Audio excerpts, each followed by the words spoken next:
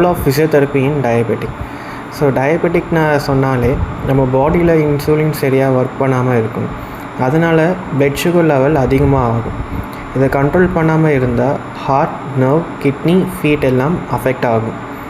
So இதோட role of physiotherapy என்னன்னு சொல்லி பார்க்க போகிறோம். Role of physiotherapy in diabetic patient சொல்கிறது it's and very important one. எதுக்காக சொல்கிறேன்னா helps in insulin sensitivity improve ஆகும்.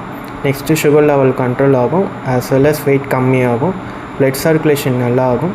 அண்ட் நியூரோபதி வந்தால் பெயின் நம்னஸ் ரெடியூஸ் ஆகும். ஸோ ஃபர்ஸ்ட் என்ன பண்ணலான்னு பார்த்தீங்கன்னா, ஜென்ரலாக aerobic exercise like walking, cycling, swimming and daily 30 minutes per week பண்ணலாம். Example brisk walking morning time or evening time. Strength training பண்ணலாம் like using light dumbbells or TheraBand. So weekly 2 to 3 times we can do. So இது எதுக்காக பண்ணுறோன்னா நம்ம muscles வந்து strength ஆகும், as well as it burns the calories.